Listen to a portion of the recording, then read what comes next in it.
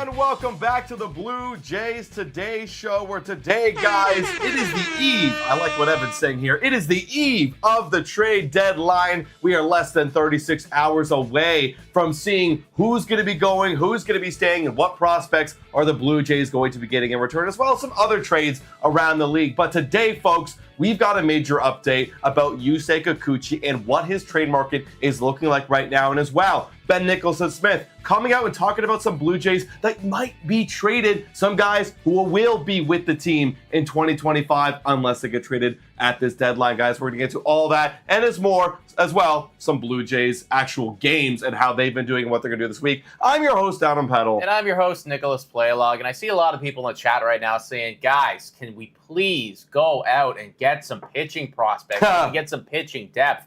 And I hear you, man. And funnily enough, just literally, this was a total coincidence. I just got an update here on Twitter. Jays Journal just tweeted something out, writing an article saying that the rumor has it that the Blue Jays are targeting pitching depth at the trade deadline. And that does make a lot of sense, right? Because that is something that we don't have. We brought this up a little bit yesterday, but I mean, that Ricky T injury, Tommy John, absolute dagger, right? That was somebody that I was really hoping that we'd be able to see. We'd almost be able to rely on a little bit walking into 2025. That is just not going to be the case anymore, right? So you're going into next year and you're wondering who the hell is going to be our rotation. The guys that we currently have, can we even trust them to be good anymore? We absolutely desperately need pitching. And the best way to get that might be to trade away some of our already pre-existing pitching, the biggest name, of course, being Yusei Kikuchi. Yeah, Yusei Kikuchi's name's been coming up a lot, and we've talked about it a bunch on this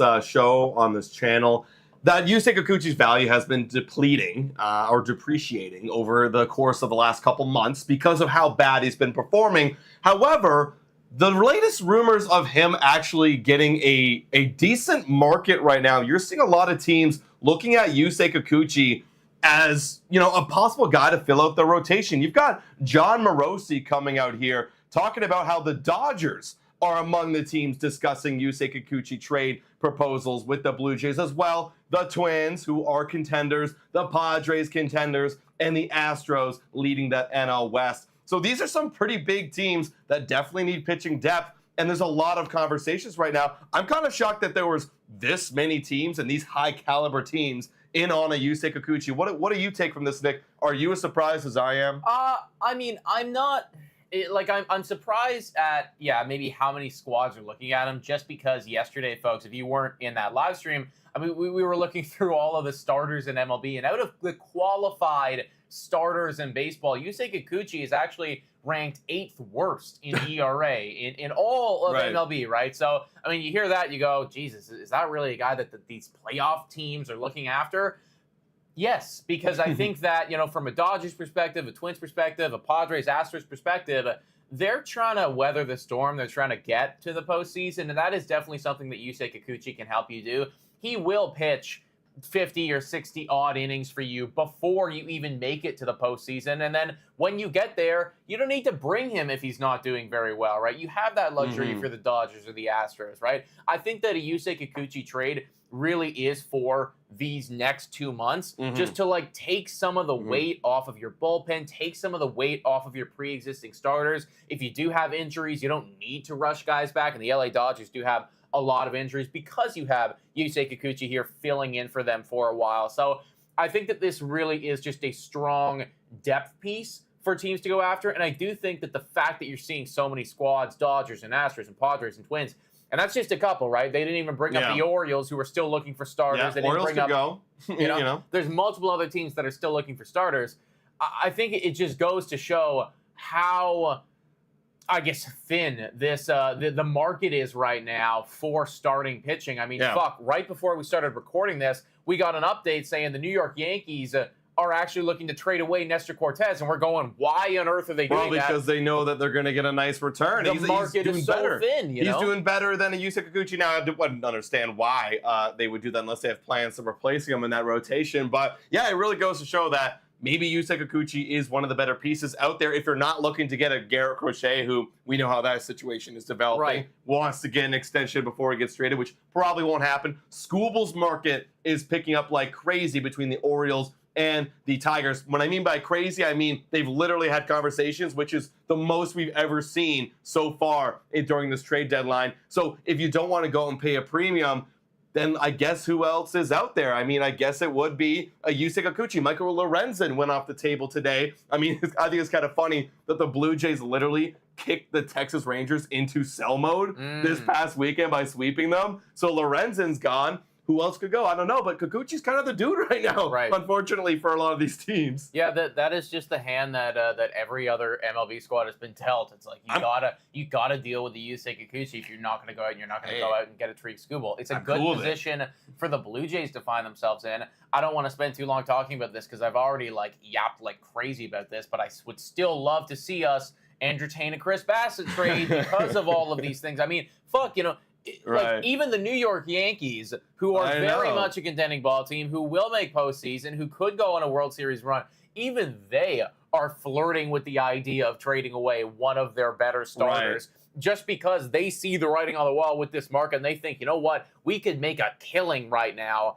I would hope that Ross Atkins would start to think more about this just because of where the market is, because Chris Bassett, he would be a ridiculous return if you were to trade him away. It still doesn't look like they're going to do that. But again, 48 hours ago, you never know what can happen. Well, I mean, on that note right there, Ben Nicholson-Smith came out with an article talking about the latest on Chad Green, right? Because Chad Green he's a big piece. He's a big piece. He's a guy that we all weren't looking at because Ross Atkins did say, well, I'm not going to be trading any guys under control in 2025. But now that you're seeing, and he listed all here, I encourage you guys to go check out BNS's article right now. All of these trades and all of the returns that you're getting, it's like you might as well do it. And if you're seeing the returns that you're getting for like a Michael Lorenzen and maybe some other guys, maybe Nestor Cortez goes, who knows? I mean, maybe he does change his mind. We have to see because, again, what pitching depth do we have that is under control in 2025? That is a very valuable piece like a Chris Bassett. I mean, that could be a different conversation. But, again, if the haul is right, you might see things change in 24 hours when we're on the Tuesday. Yeah, again, teams could get desperate, and if they do get desperate, then, the offers are going to start to rise. I do think that Chad Green, for me, is an easy sell. I see Bam in the chat right now saying our only high leverage reliever. Yeah, I mean, the bullpen is going to be, it's already decimated, but it should be even further decimated by Wednesday morning, right? This is going to be a terrible, terrible bullpen for the remainder of the season. And, I know we were kind of joking around. We did sweep the Texas Rangers, which is really exciting and fun, and what a fucking storyline it would be if the Toronto Blue Jays were to somehow miraculously sell off these pieces and then go on some magical run, and make it into postseason. And trust me, I am the first on board that train. That's the perfect season ever. You sell, get prospects, and make postseason. Hell yeah! Legitimately the perfect outcome. However, with the state of the bullpen, it would be a literal magical run because the guys that you're going to have closing out games, you're going to be looking at Genesis Cabrera and. I mean, I don't know. Richards may go. Richards may or may not go. Hey, Ben was talking about it that there is still somewhat of a market out there. A team like the Padres might entertain it. I mean, it could be. I mean, if people entertaining, literally, who else is left out there? If the reliever market is that desperate, maybe people do it, right? Yeah. Maybe people pull the trigger. So if let's say Richards and Green does go, Swanson's up with the team now. You're looking at a back of the bullpen that involves Cabrera, Swanson, and Zach Pop. And then you're going to have Yeri Rodriguez, we called it the other day, Brandon Little, Ryan Burr, and then there's going to be two new guys. Yeah. I don't even know who to begin to think who's going to be up with this team. Funnily enough, they actually, just as you were saying that, they made the roster move because they get a 27th man for today's doubleheader. Oh, yeah. They brought up Brandon Iser. Oh, so I'd imagine that he would be one of the guys, when it is time to, when we do trade some of these guys away. Oh, yeah, and Bowden Francis, I don't know where the hell he is right now. Bowden Francis would be up with the team, Right, maybe they haven't made the move yet. Yeah, maybe they haven't, because he's supposed to be pitching today as well. He is. He'll be pitching later today against Baltimore. But either way, folks, the Chad Green market is it's hot, and he should warrant one hell of a return based on what you're seeing from some of the other guys around the league, right? I know in that Ben Nicholson-Smith article, he really talks about that AJ Puck thing and the whole Jimmy Garcia, right? There's been a lot of relievers move so far that are getting quite a bit of return. So Green going, I mean, like it's not going to necessarily help you right now for next year when you do want to compete in 2025. But with the amount of return that you can get, I think it's a no-brainer. Oh yeah, you should be able to get a player that plays on your major league roster, and you have him under contract for 6 years. So I'm hoping that's kind of the upside of what a lot of these deals are looking like. I've never seen anything like it, right? And you're having a lot of teams out there that are kind of desperate. I mean, the Yankees, even though they're trying to trade away Nestor Cortez, right, they have been kind of talked about as being one of the top teams for Chad Green just because they know him so well. Phillies, as we saw over the last week, has been a team that's interested in Chad Green. But I can see that market picking up like crazy when everyone starts to realize, oh, shoot, the Blue Jays are very serious about trading him. Let me get in on this training, in on this action and see what we can get. Right? Especially, let's say, like, you have the San Diego Padres that need a little bit of bullpen help, too, and they want Yusei Kikuchi. Maybe we see a massive deal where Kikuchi and a Chad Green goes over to the Padres for some help. They need a big push, so they could be willing to do something like that as well. Yeah, I completely agree, man. Yusei Kikuchi right now is scheduled to start on Wednesday for the Toronto Blue Jays. However, I think pretty much everybody is anticipating that it is not going to be him starting that game for us, but some other team. At this point, we really have no idea who the favorite is for Kikuchi.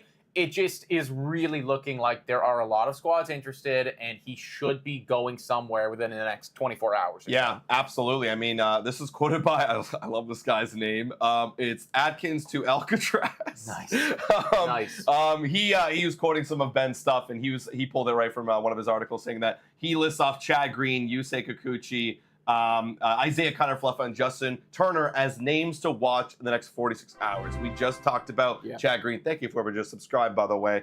We just talked about Yusei Kikuchi. Those markets are going to be most likely the hottest, but another hot one, guys, and maybe doesn't get as much return because the player market, the position player market, isn't as aggressive, is Isaiah Kiner-Falefa. And you tweeted out this morning, he's been having a great year with the contract as well, and the Blue Jays are listening in on offers. Ben Nicholson-Smith is talking about how he could be a guy to watch in the next, that was 46 hours, in the next 34 hours or so. Whatever it is, Yeah, I certainly think so, man. Again, like we've brought this up a couple times now, it really is just a buy low, sell high type thing for me. I mean, his value is at the best that you've ever seen it. And maybe he has unlocked something in Toronto, right? And maybe you are giving up the potential of having him back with this team next year and playing this good baseball, because if he plays this well next year, then if we knew that for sure, I'd say, you know what, fuck it, keep him, right? Because he will help you be competitive. But I've never seen this. We've never seen this level of play from Isaiah Kiner-Falefa. So I think the fact that you have it right now and bats are so limited on this market, it is a seller's market, and no one seemingly wants to sell bats. If we're not going to sell Guerrero, and if the White Sox aren't going to sell Luis Robert Jr., who the fuck is available that's actually worth anything? Isaiah Kiner-Falefa, you can slot in anywhere. So effectively anyone who has any problems in the infield whatsoever, they would be looking at him, and the guy's almost batting 300. It's I know that there's not a whole lot of pop there, but this is somebody who's very valuable. Any team, any playoff team would love to slot him in at that 6-7 spot in the lineup. That is a really nice place to be in. So I think you, at the very least, are on the phone and you are fielding a decent amount of offers for IKF. Oh, my God. I really do think the trade market's been very interesting this year. I mean, the trade deadline's been very interesting this year because last year it felt like nothing was really happening until the days before and everything was rushed. But now there's been a lot of trades. There's been a lot of trades happening before the deadline.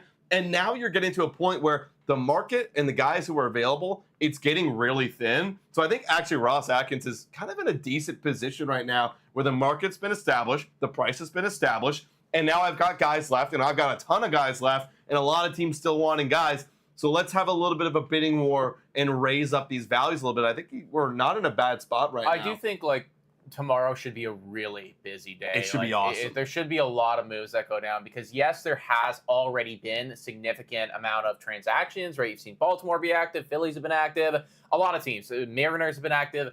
But there's also a lot of squads that haven't really done much of anything yet, or are going to do more. Like there's a lot of those National League teams where it's like we haven't seen a whole lot from them yet, and you know that they're gonna, like the Houston Astros, for instance. Like I know that they're gonna want to do a lot more as well, right? So I feel like there's still a lot to come, even though, and that's why so many squads were like early to jump into this thing, because they knew it's like, oh fuck, like there's nothing. so many other teams right here, like. We like this guy. Let's just pay up for him and get it done. And like we can sit back and chill now. So I do think that tomorrow is going to be like extremely busy in terms of transactions, and that's a good thing for the Jays because we are in a full sell mode right now. We really should be taking taking notes from what the Tampa Bay Rays have done so far. I mean, like they're trading everybody.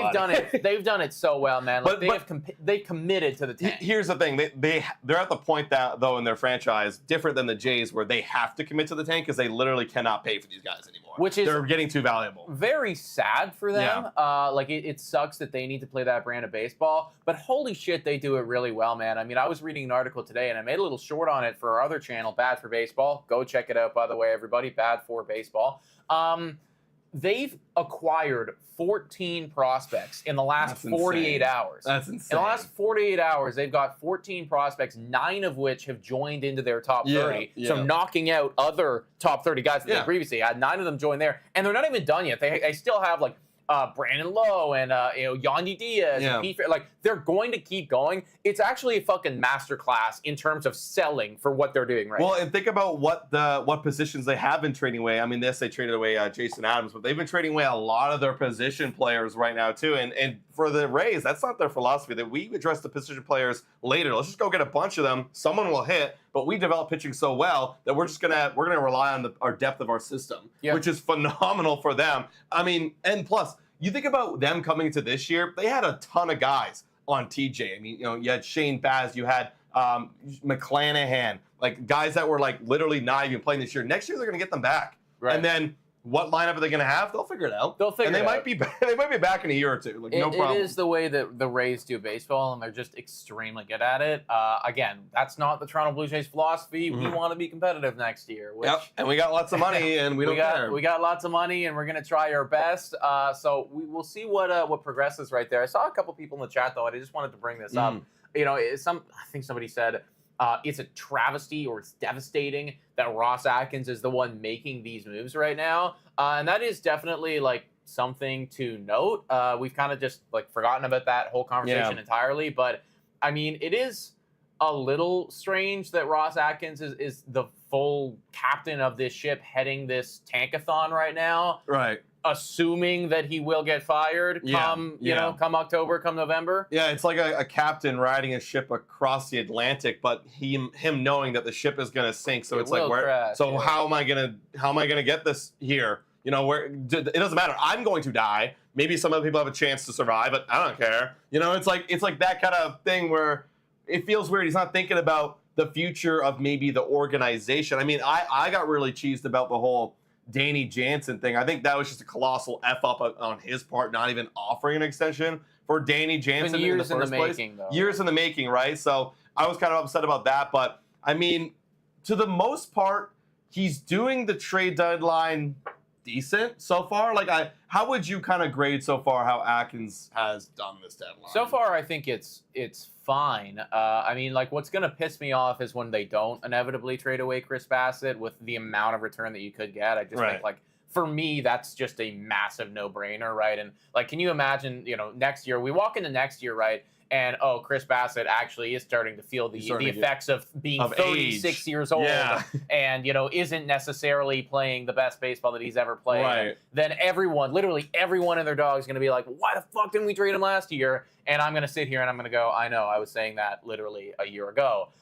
So that's going to piss me off when that doesn't happen, if he chooses not to do it. Yeah. But so far with like the 1-year rental guys, selling those guys off, the Nate Pearson deal, I think that he's done a relatively good job at maximizing the return. Again, like, Nate Pearson, he can't buy an out sometimes. And Danny Jansen, like, as much as we love him, he's kind of been playing like ass and also has 2 months left on his contract. So It's not like you're getting a whole lot back there either, right? So he's done a good job at maximizing the return, I think, so far. There is still quite a few hoops, though, that I'd want to see him jump through for him to do this trade deadline properly. Yeah, well, Scott Farr, I just want to say this comment. This one kind of just caught my eye.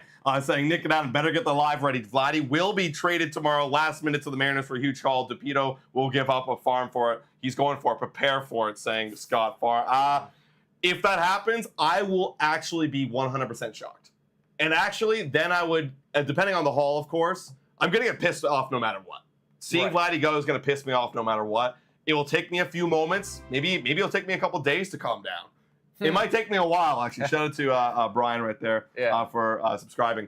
It will take me a while until I reassess the trade, but I'm going to be very pissed off, and I'll be very shocked. It would all depend on the return, and that would be one of those trades that you're looking back on years from now, because you'd really need to watch closely like the development of those prospects, right? Whoever it is that you get back, I'd imagine it would need to be like their 1, 3, and 5, and they're like something ridiculous, right? Like all of their farm comes to Toronto, and if they can end up being multiple Vladimir Guerrero Juniors later down the line, then fuck it, that's the greatest deal of all time. Yeah. However, we are now looking at this guy who is finally getting back to not fully the 2021 Guerrero that we remember, but I mean, Vlad's got a 301 batting average right now. His OPS is 870. Ever since he cut his hair, he's been better than that Vlad in 2021. Ever since he cut his hair, and like obviously that's just a weird sample size, but he's proven it this year. This is the kind of season I needed to see from Vladimir Guerrero Jr. to make it go, no problem, sign him now, and he's open to it. Right.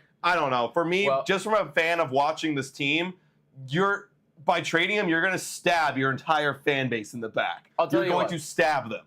This is what would piss me off the most. Okay, if you trade away Vladimir Guerrero Jr., I want everyone gone. I want I want the whole gone. I want Gosman. Oh yeah, I mean? of course. Because can you imagine if they traded away Guerrero and then kept some of those guys? Yeah, I'd be like what that for me would be like, okay, we have a big problem. Vlady is the end of the line of you rebuild. It's a full sell. It's a full sell. So everyone else needs to go. Yeah, it's one or the other. It's one or the other. Yeah, like if you sell Vlad, sell everybody. I'm going to be shell shocked.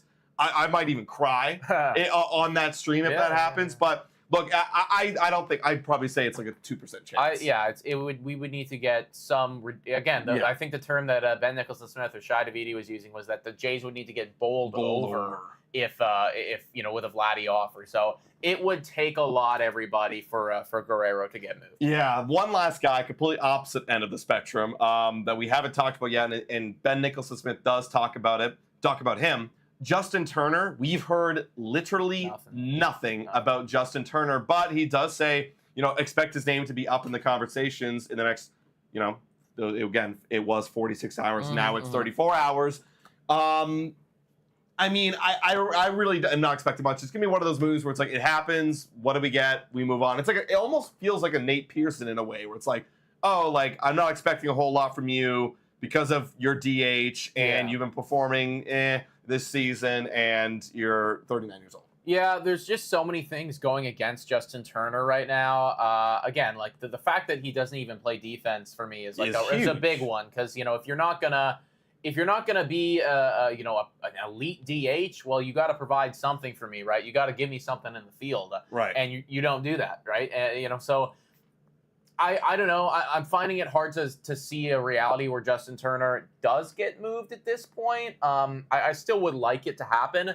But, if you're on the phone and you're calling the Toronto Blue Jays about getting a hitter, it's clear that there's a couple other guys that you're asking about before Justin Turner, And I think that there's just so many other guys probably around the league that would be better than Turner. And again, there's not a whole lot of bats available, but we're talking about a DH who is hitting low 200s and, not doing very good. So for a competitive ball team, it's just like, I don't know what spot in the lineup you really want to be giving to that guy regularly. I mean, he could definitely give you some good ABs, but I mean, I wouldn't be shocked. I've seen worse players get sent away this trade deadline. Right. You know what I mean?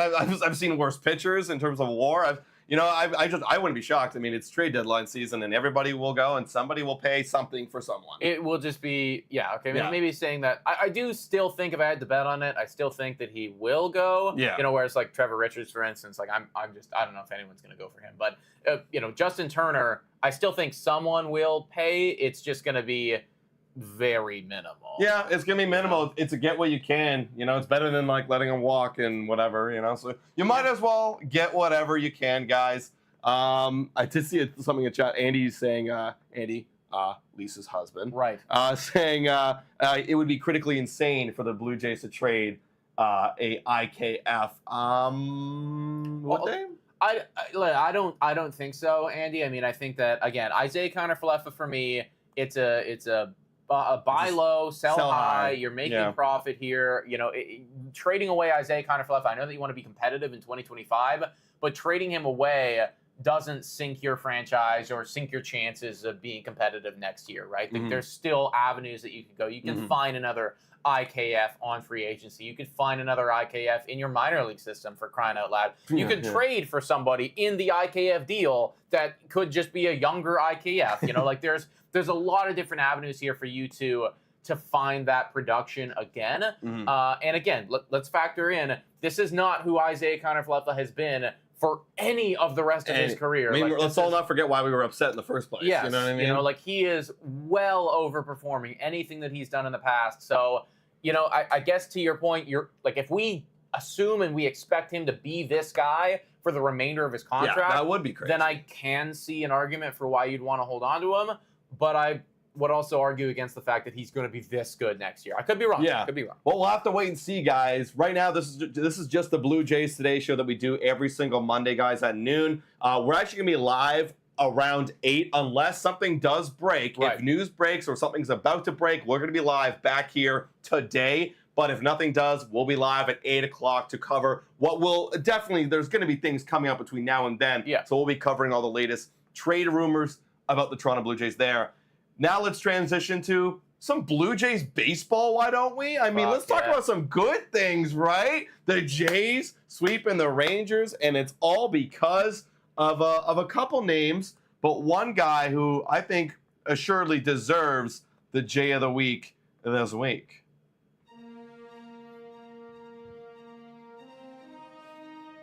The Jay of the Week, guys, everybody, is none other than Mr. Vladimir Guerrero Jr. Let's go. Shout out to Gosman. Listen, I know that Sophie was going to talk about Gosman's complete game. I get it. Gosman did have a complete game. He gave up 3 earned runs. 3 earned runs. So again, very good performance there from Kevin Gosman. You love to see it. We need that guy to have a good remainder of the season because, again, if they're not going to trade him away, which I doubt that they would do, we really need Gosman to come back to form. However, this year for me and for a lot of Toronto Blue Jays fans was a big, almost prove it year for Guerrero. Like, show us that you deserve the long-term extension. Show us that we can build around you for the future. And that is what has been happening recently, folks. I mean, this past week of baseball, 3 home runs, an OPS of 1.560, almost batting 500.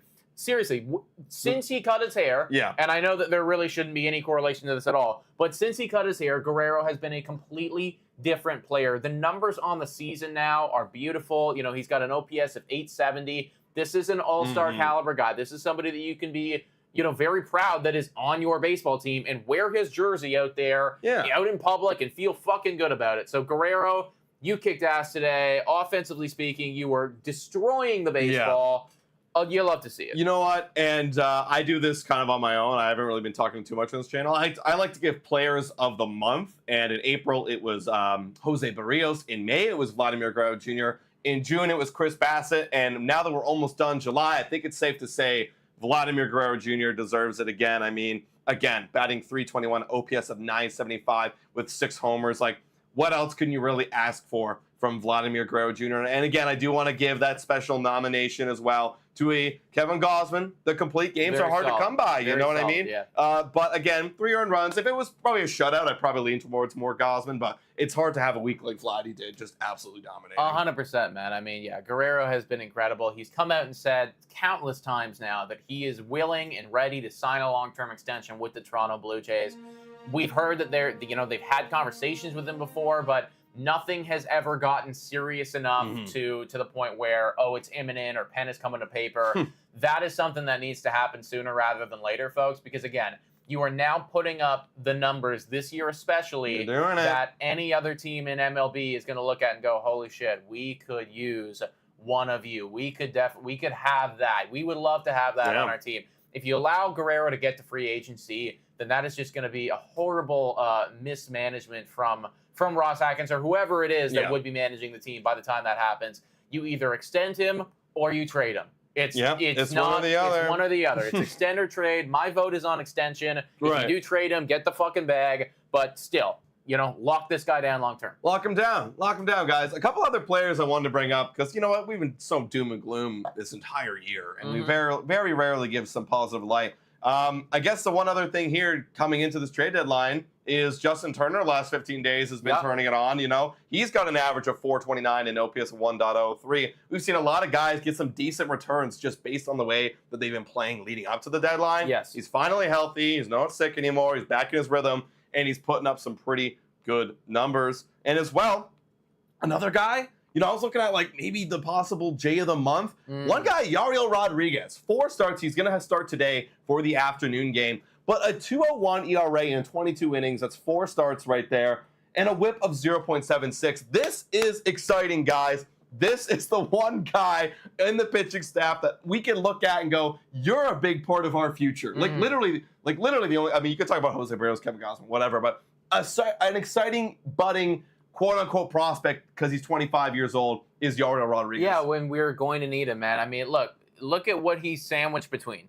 Look at what he's sandwiched between the last month of baseball. He's sandwiched between Jose Barrios with a 6.08 ERA. With an extra layer of Cooch. With an extra layer of and a Gausman on top. And then also a Chris Bassett below him with a 6.23 ERA, man. The guys who are supposed to be guys in the rotation are not being guys. No. And Yariel Rodriguez, a player who literally didn't play baseball last year effectively at all, is showing up in a big way. This is the future with the Ricky Tiedemann injury and with the Yusei Kikuchi potentially not going to be back next year. We are going to need him to be that starter that we signed him to be. That is a real thing. I think he's going to start the year as a starter, and he's probably going to have to finish the year as a starter. So this next 2 months of baseball for him is it's going to be a really important audition period. Absolutely. And you know what? Another guy, circling back to the trade deadline, because we're talking about guys who are relievers, who have lots of years of control, who are playing well. Genesis Cabrera gave up his first runs in the last 30 days yesterday. His ERA is 3.67, with the whip's a little bit high, but you got so many years of control. I think there's 2 more after this. He's a lefty. Is there a reality maybe where Ross Atkins trades him? Maybe. I didn't see the Nate Pearson thing, and this guy's playing better, and he's got the same amount of years of control.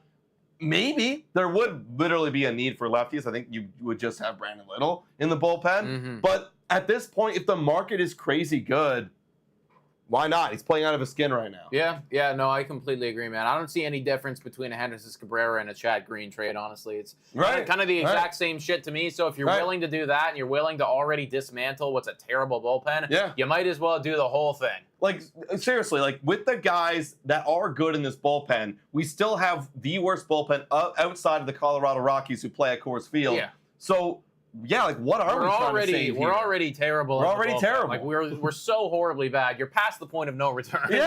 You might, if you're ready, if you're literally willing to ship off guys that have more than 1 year of control, then just do it with all of them, in my opinion. All we're missing is just Jordan Romano. So it's okay, is Jordan Romano and Genesis Cabrera save us? No, it's not going to happen. We have to do a full restart of this bullpen. So I'm down for it, man. If they want to do that, that'd be very exciting. Also, Timmy Tushu's coming in here saying, free Vlad from the Jays. Let him go to Pittsburgh for Skeens, 1 for 1. All right. Well, listen. I would love to see a Vlady extension, but if the offer is Paul Skeens 1 for 1, then you got to take what's given to you. We traded for a lot of hitters. Let's get Paul Skeens in here. We need Paul Skeens. I would do that actually. That's no problem. Let's quickly just break down that Texas Rangers series that did transpire on the weekend. 3 games, 3 wins. A lot of people on that Friday Blue Jays Today show were talking and saying we were going to get swept. I was saying it too. Other thing happened here. Blue Jays walked away with 3 Ws. and effectively just locked the Texas Rangers into sell mode, which is kind of hilarious. But are we good? I mean, we had great performances. I mean, when we looked at that last month of the starting pitchers' ERA, like they were all in the sixes, right? You had them all in the sixes, Gosman at the high fours, and then you only had Yariel Rodriguez in the 2. So you had a lot of guys like a Yusei Kikuchi. Yes, he did perform very badly, right? But that was expected of him. But then the Blue Jays just had some magic in that lineup, and the Buffalo Boys carried the win right there at the Ernie Clement walk-off. So that was a magical performance, but it really meant kind of nothing to me in a way, where we just kind of had to grind a little bit. And then you had the other performance with the Kevin Gausman full game, complete game shutout. I mean, that one was, again, like a rarity where it's like, oh, Gausman's giving you another shutout this year. That like never happened. Not a shutout. Or excuse me, a full complete game.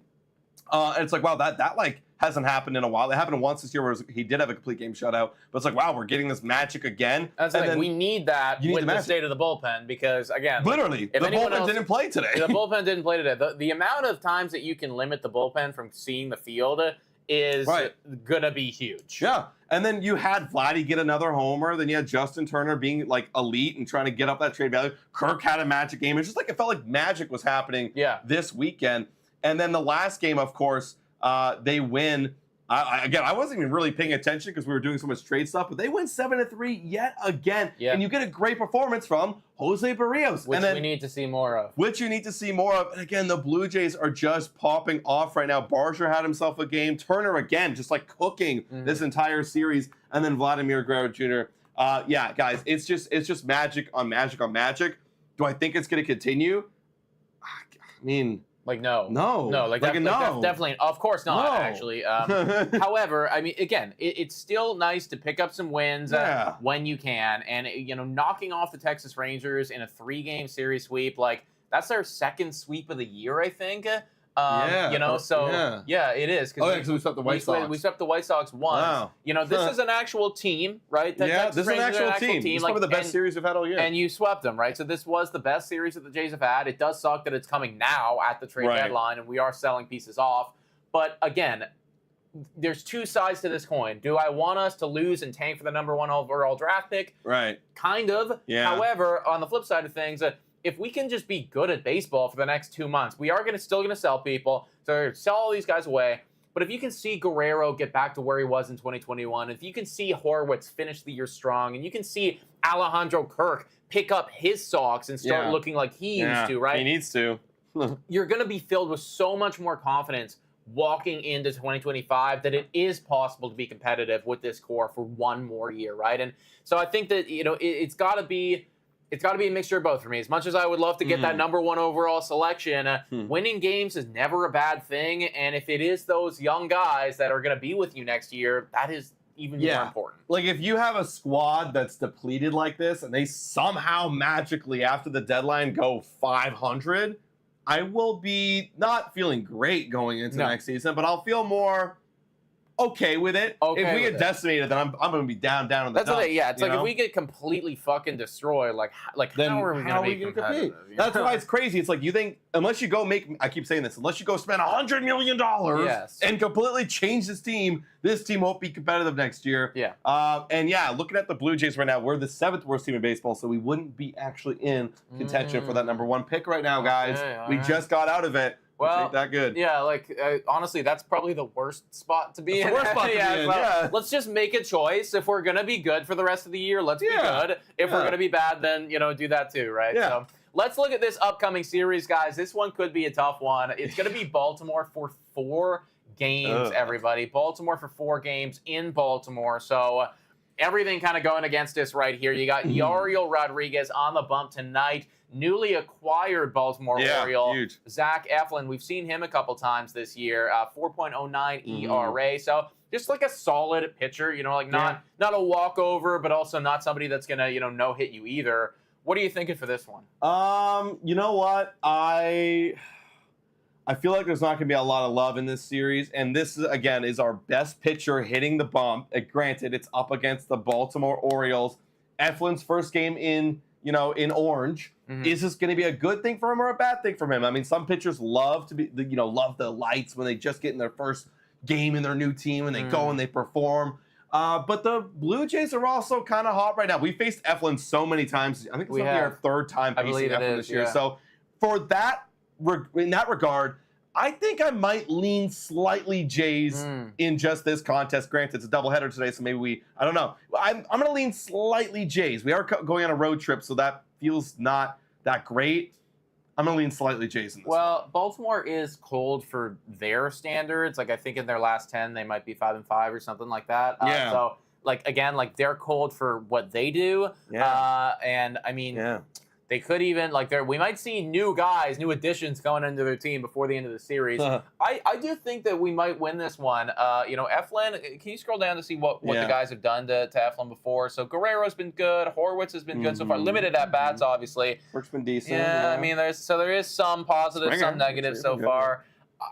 I don't know. I'm feeling good for some reason. I guess it is. We just came off of a series sweep. Right. So I think that we're going to make it 4 games in a row here and take this first one against the Baltimore Orioles. Well, guys, let me just really quick give a big shout out to the sponsor of this Blue Jays Today show. Time for a quick shout out to Betway. Betway is the best place to make all of your sports bets on all of your favorite teams. Betway is also in collaboration with iGaming Ontario. Must be 19 years older to participate. And guys, please bet responsibly. Now, back to the content. Shout out to Betway, everybody, for being absolutely phenomenal. It is the place to go if you have any interest in betting whatsoever. If you can ride with us, bet on the Toronto Blue Jays tonight, man. Literally. I mean, they got a big-time multiplier on it, so honestly, it's just kind of an odds play. It's odds, yeah. Like, clearly the Baltimore Orioles are going to be favorited. They are the better team. They are at home, and, probably if I had to bet my life on it, I'd say that they win this game. However, I like our chances. I like the odds. It makes sense. Yeah, I mean, and the multiplier is actually going down right now, guys, because everyone's kind of seeing the odds. That's why you want to hop on the Betway early,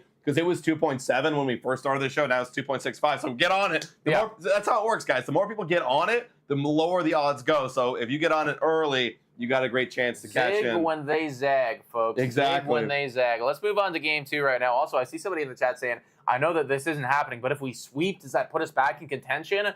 Not really, actually, because we'd be 53 and 56 is what we'd be. So we'd still be 3 games below 500. I mean, you'd be. So you got to be where the Royals are right now, where you're 8 games above 500. Yeah, still a long road, guys. We probably need to sweep the next 3 or 4 series. Literally. And then we'd be back in contention. That's right. That would be what it would be. So, yeah, honestly, a sweep would be great, and you'd feel amazing about it, but it wouldn't actually do that much for your playoff chances. The second game tonight, it's going to be Bowden Francis up against Povich. I really don't know that much about this guy. Must be a call-up. Yeah, literally he's only pitched 33 innings this year. Could just be they might only give him a couple innings too and then bring in some bullpen guys. Yeah, because he only had 7 appearances, so he's going to be kind of a short outing. But again, it could also be a short outing for Bowden Francis right here. And when the battle of, they're kind of the same in my mind, the battle of call-up starters in a doubleheader, I will give the advantage to the Baltimore Orioles. I agree, man. At the end of the day, we're going to be having to pitch our bullpen today. It's going to be, and this is game 2 as well, right? So game 1 is the Orioles, so we're going to have to pitch bullpen there too. It's going to be bad. This is game 2. I mean, it's going to be real bad. So it's gonna be bad, we win 1, we lose 1. That seems very reasonable. Game 3 now on Tuesday, the trade deadline. Keeping in mind, everybody, this game is going to be at 6:35. That's going to be right around the time when the trade deadline ends. Tomorrow, we will be live starting at 10 a.m., going all the way to right around game time, actually, to do the entire trade deadline tomorrow live with you guys. So if you're at work, you're at school, wherever, stop in, put us on in the background or just, check in with us throughout the day. We will be covering everything Blue Jays and MLB as the trade deadline winds down tomorrow. This game, Chris Bassett, do we know who's on the bump for Orioles? We don't, because for that exact reason that you're saying there, Nick, is it's the trade deadline. Maybe some guys can move, maybe some guys don't. They're kind of being cautious about it right now. Maybe they trade for someone to literally pitch tomorrow. Who knows, right? But right now, just looking at it, it could be, unless someone in the chat thinks they got a good idea, it could be either a Corbin Burns or it could be a Suarez. Or it could be another bullpen day, but because if you do a bullpen day, then you give Corbin Burns his regular start, but they might put Corbin Burns here, depending on what they do at the trade deadline, guys. I mean, either way, I don't like our chances. I still don't like our chances. Yeah, I still don't like any of my chances. So Bassett's been struggling. Yeah, I'm gonna say a loss. I will also say a loss right here, guys. Baltimore's going to figure it out. If it is Corbin Burns, we're losing. extra cooked. If it's Grayson Rodriguez, we are extra cooked. Yeah, let's say one of these games is going to be Corbin Burns, and I'm going to say it's an L. Lose. Yeah. So yeah, it's going to happen. So next game, we win one, we lose two, and then this one, it's either going to be bullpen or they trade for a guy. I mean, hell, it could be literally Yusei Kikuchi walking over the other way because the Blue Jays are expecting Yusei Kikuchi to start. So who the hell's going to start for us? That would actually be great, man. I would love that. I think that'd be really fun. He just walks over. Just walks over, picks up a hotel room with the Baltimore Orioles instead, and we're up against him. I think we might actually have a legitimate shot if we were up against you. Yeah, oh yeah. Realistically, that is probably not going to happen. Who are we going to pitch then? We don't know. Yeah. We don't know. We don't know, guys. This is going to be a rough series for the bullpen, especially because you got Yariel, you got Bowden Francis in a doubleheader. Then you got Chris Bassett, who's been struggling. And then the final game, you have Yusei Kikuchi, who probably won't even be here anymore because he's going to get traded. So God only knows who's going to start this game. It's going to be a rough bullpen series here. I know a lot of people in chat were saying, like, oh, we could split. We're going to split this one. I don't see a reality. It just feels tough to predict. With the amount of guys that we're trading away and with the state of the bullpen. The only way you split is if Bassett goes on and gives you like 8 or 9 innings. Yeah, and Bassett's going to play vintage incredible. Bassett, but it's hard to do that against one of the best offenses in baseball. So with that being said, I think we leave this with 1 win, guys. Yeah. I think realistically, the upside is we split.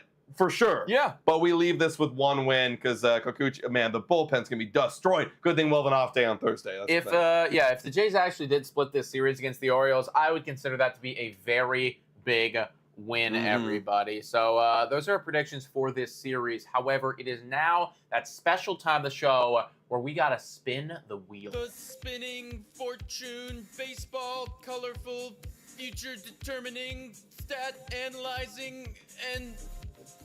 it's a wheel that we spin every week. It is, in fact, a wheel that we spin every single week, everybody. And it went out. It went out. And it's a Did it unplug? I don't know. Let's see. Our wheel is unplugged, guys. Our wheel is unplugged. Well, we'll Let's have to do what we did last week, which was just move bring it back over here. So apologies for that, everybody. Also, shout out to the 188 people who are watching right now. You guys are absolute studs. Yes. We appreciate you. We cannot wait to watch the trade deadline with all of you tomorrow. Let us know what you would pick in this wheel. Last week, my week, I take 2, you take 1. Guerrero was the big winner. He won every single category, as you guys can see right here. Hit an average of almost 500, hit 3 homers, and walked 7 times, 2 of them intentional. So there you go. Vlady will be a big guy in that category, but it is now my week, everybody, and it is my turn to try and get back the extra one I lost. Let's see what we got going right here. Let us know in the chat too, guys, who you would pick for each category. We're spinning. Yeah, it always spins extra when I do it from this angle. It's actually because you get more power, and it's gonna be worst Jay. Wow, that's a fun one, man. Fun we haven't one. got worst Jay in a while. I was really hoping for Jay Killer because like Baltimore's got so many good Jay Killers. Right. But worst Jay, yeah. Let's see, guys. Let me know in the chat. Who's been really keeping in mind that some of the bad Jays might not get even traded. be here. Yeah, they might get traded. So last 15 days. Leo Jimenez has been really bad, and he's going to play a lot. Where is Bo Bichette going to come back? I don't even know. No, he's not. He won't be back for a while. So I might go Leo. Danny's gone. Bye, Danny. Kiermaier might get traded, and I want to try and win a category here. Dalton Varsho's always a favorite to be pretty ass, but he can have some big blow-up weeks. He actually was pretty good last week, not going to lie. Leo was still bad. You know what? I think I might lean Leo. Let's see where everyone's saying. Oh, Bowden Francis ain't bad at all, actually. That's not bad. Ooh, I kind of like that. I think I kind of like that, and he might actually pitch again and get even worse. I'm going to go Bowden Francis. I'm going to go Bowden Francis here. Francis, that's a good selection right there. Thank you, guys. Thank you, chat. Okay, so what's the ruling then? Because, I don't...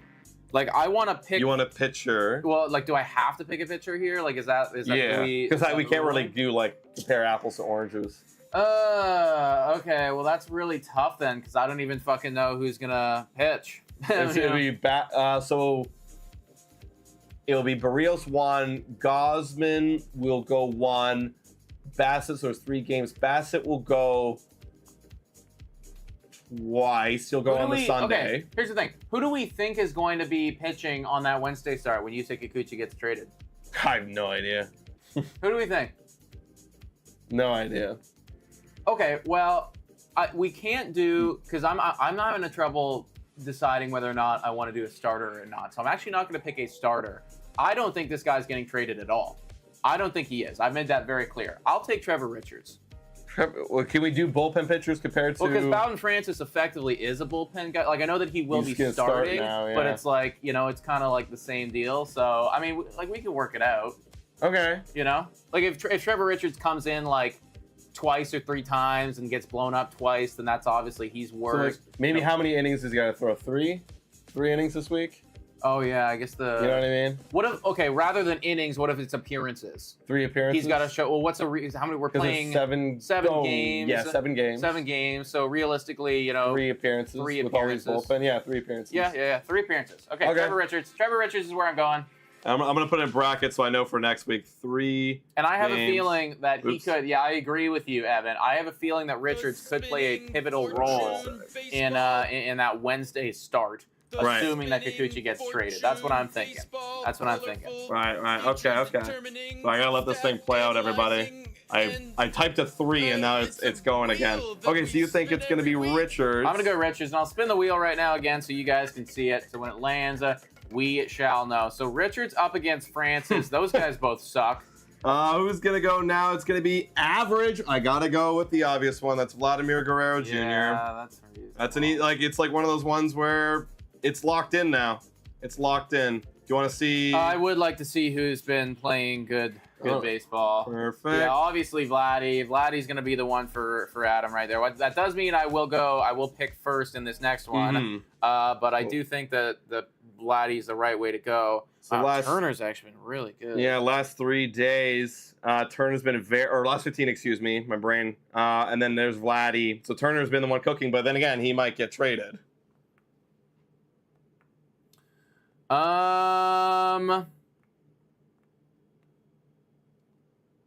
Who else is there? Anyone other than Turner that's doing anything? No. David Schneider's batting 263. You've got. That's it. No one's batting really that high. All right. Well, so I didn't want to have to play this way, but I am going to have to pick Justin Turner. There's just no way around it, and just hope he doesn't get traded. All right. I mean, there's nothing I can do, man. Like, you know, everyone's batting 200 other than that guy. It's like I gotta do it. If there was somebody that was like batting 300, I would have picked that guy. But Right. Okay. Well, all right. So you get to pick whatever category this is. Let's see what it ends up becoming, guys. And it's gonna be. Oh, we're straight again. Again. All right. Spin slightly this one. Give me J Killer. J Killer's fun. J Killer is a fun one, and it's gonna be. No, no, it's still going. Bonus player for me. Let's go. You get 2 at the end. One. 2 at the end. So you pick first still, but I get 2 additional players. Come on. Just does not want to stop. No, it doesn't. And you know what? both players. Let's say that was K per 9. No. Spin it again. 'Cause I don't want it to be K per 9. Oh my god. Keep going. Come on. Stop. And it's K per 9. It's K per 9 now. There you go. All right. Who's been doing good in K per 9? Obviously, Kevin Gausman's right up there. Kikuchi's been great. Kikuchi will assuredly get traded. I know. That's one that we know for sure. Where the heck is it now? This one is here. Last 15 days. What do you want to do? Last 30? Yeah, do that. Last 30 strikeouts. Kikuchi, obviously. I'm not gonna pick Kikuchi. That feels unfair. I know. 25 to 22 for Rodriguez. Not pretty even for Bassett. Lower end is Barrios. I will take Kevin Gausman. Yeah, that seems right. I will take Kevin Gausman. And I will have to pick a starter. And do I think Yariel Rodriguez is gonna pop off? You got 2 selections, so you know shoot. That's true. So I'll pick Rodriguez and I'll pick Chris Bassett because they've been They've been doing the best, other than Kikuchi. That feels like the right selection there, man. I mean, Yeah. with the two selections was actually clutch for you right That at was the end huge, there. yeah. Okay, let me just throw this in here. But yeah, that's the Blue Jays Today Show, guys. Let That's us it. know who you were riding with on the wheel right there, folks. Who you would have selected. I see a lot of Vlady, Horwitz is in here, Gosman as well. Yeah, Gosman was the clear selection there.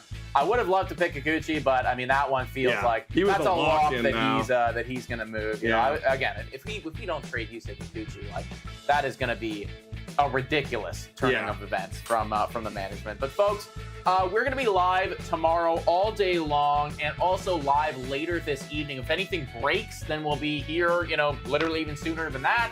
But you can lock us in for 8 p.m. tonight to break down what I imagine will be a very busy day in the MLB trade deadline and with the Toronto Blue Jays. So thank you so much for all of you guys for tuning in. Thank you to all of our YouTube and Patreon members and everything like that. You guys are so appreciated, so loved here. We appreciate all of you. See you tomorrow. And as always, Go Jays, go!